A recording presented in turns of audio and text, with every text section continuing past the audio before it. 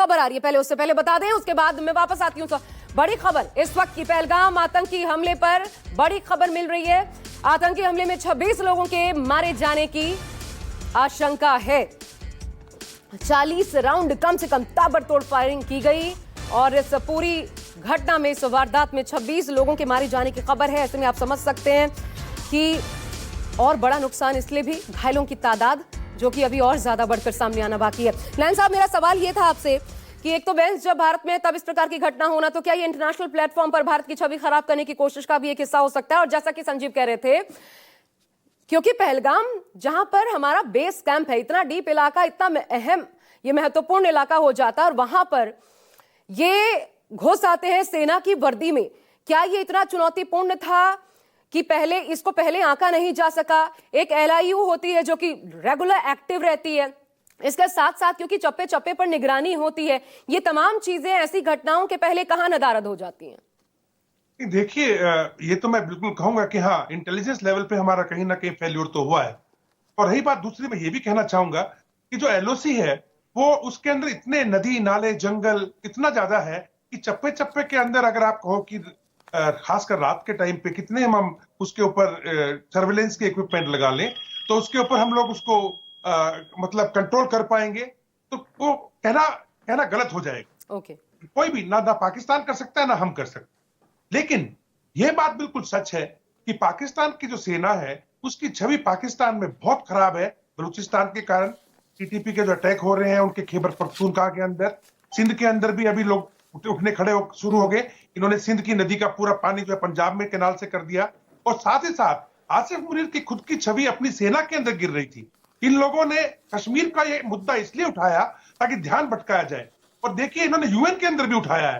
तो लाजिम सी बात है, जैसे संजीव कह रहे थे, कि अगर अभी उपराष्ट्रपति आए हुए हैं अमेरिका के यहाँ पे, और उस समय के ऊपर ये जानते हुए भी कि इतने लाखों के अंदर सेनानी जो कि फॉरेनर्स हैं और जो कश्मीर में जा रहे हैं, जब वो वहां जाते हैं तो उनको दिखाई देता है कि यहाँ सब शांत है, यहाँ कोई आर्मी गन पॉइंट के ऊपर नहीं लेके खड़ी किसी को, तो कुछ न्यूज तो वापस जाती ही होगी। लेकिन एक मुद्दा बनाने के लिए वो इंटरनेशनल भी बने और आसिफ मुनीर की सेना को भी मदद करे, ऐसा एक प्लानिंग बहुत अरसे से किया जा रहा था। और जब ये मौका उनके सामने आया कि पाकिस्तान अमेरिका के उपराष्ट्रपति यहाँ विजिट करने आए हैं, तो इसको एक अंजाम दे दिया गया। होना तो ये था, प्लानिंग तो ये थी इनकी, बिकॉज आसिफ मुनीर खुद, जैसे संजीव भी बता रहे थे, अपनी स्टैब्लिशमेंट के कुछ अहम 150-200 लोगों से अभी हाल ही में उन्होंने 3-4 दिन पहले मीटिंग की, और उस मीटिंग के दौरान में उन्होंने बड़े खुले पाकिस्तान की तरफ ये साफ साफ इशारा है आप जो कर रहे हैं कि ये जानबूझकर इस प्रकार की, ताकि देश में चल रही जो उनके खिलाफ माहौल बन रहा है उससे ध्यान भटकाया जा सके। और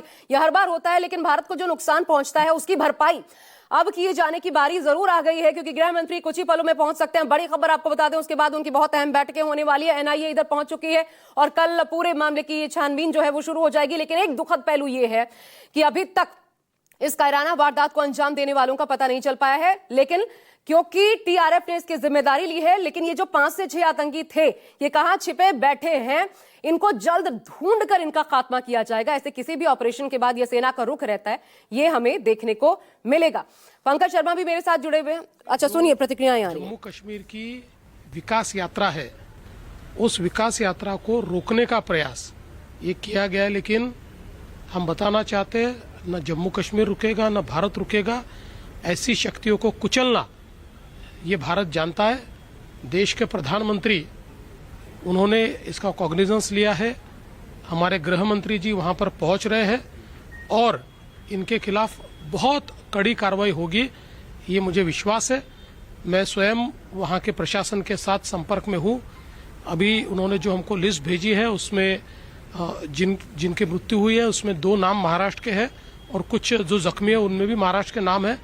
उनको सब तरीके से मदद करने का प्रयास हम लोग कर रहे हैं। कहीं ना कहीं गवर्नमेंट के जो जम्मू कश्मीर में आजादी के बाद ये पहली बार हुआ था जब 35,000 पंचायत सदस्य चुनकर आए थे। कई चीजें ऐसी पहली बार हुई जो विकास की गाथा है जम्मू कश्मीर की, वो एक तरीके से लिख रही थी। लेकिन ये सबसे बड़ा नासूर है आतंक जम्मू कश्मीर के लिए, जिसका खात्मा जरूरी है, लेकिन बार बार ये पनपते हैं। ये भारत के लिए सबसे बड़ा संकट है जम्मू कश्मीर के लिहाज से। मैं रामबन का रुख करना चाहूंगी, मेरे साथ खुद पंकज इस वक्त जुड़े हुए। और पंकज, रामबन ने तो अभी अभी एक त्रासदी झेली और अभी पहलगाम में इस प्रकार का ये दूसरा, जिसमें 27 अभी तक जो जानकारी आ रही है, लगभग लोगों ने अपनी जान गंवाई है और बड़ी तादाद में अभी निकल कर आएगा कि कितने लोग घायल हुए हैं।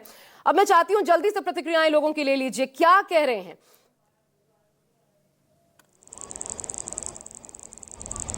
बिल्कुल, इसके साथ एक अहम जानकारी आपको दे दूं कि 3 दिनों से जम्मू श्रीनगर हाईवे बंद है। जो यात्री जम्मू से कश्मीर घाटी जाना चाहते थे वो यहां पर इंतजार कर रहे थे रास्ता खुलने का, लेकिन वो वापस जा रहे हैं अपने घरों को।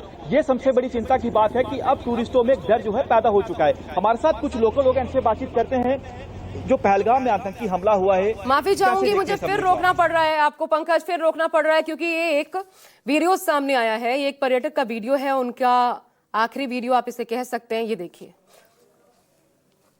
ट्रैवल स्टोर्स में बुक करके कश्मीर प्रवास में आए हैं। अब हमारा कश्मीर टूर का दूसरा दिन है। कल हम बोट हाउस में ठहरे थे। बोट हाउस तो बहुत अच्छा था। अब हम शिकारा राइड कर रहे हैं। शिकारा राइड कर रहे हैं कश्मीर में। शिकारा राइड करवा रहे हैं मोहम्मद रफीक जी, और हमारा सब टूर ऑर्गेनाइज किया है काजल Thakur ji, Indian travel store से। बहुत अच्छा लगा, बहुत अच्छा सर्विस, धन्यवाद, thank you. Thank you Kajal ma'am. देखिए चेहरे पर मुस्कान, लेकिन यही मुस्कान जो है, यही वीडियो जो है, आखिरी जहन में याद के तौर पर दर्ज हो गया। ये वो दंपत्ति जो गए थे पहलगाम घूमने के लिए, लेकिन आखिरी वीडियो अगर बताया जा रहा है तो जाहिर सी बात है, क्योंकि ये शख्स जो आपको वीडियो में नजर आ रहे हैं शायद वो अब हमारे बीच नहीं रहे। और ऐसे एक दो नहीं बल्कि लगभग 27 चेहरे हैं। मैं संजीव एक बार फिर आपके पास आना चाहती हूँ, और सवाल ये है संजीव, क्योंकि अगर हम टीआरएफ की बात करें, एक मॉडस ऑपरेंडी पर काम करती है। एक और बड़ी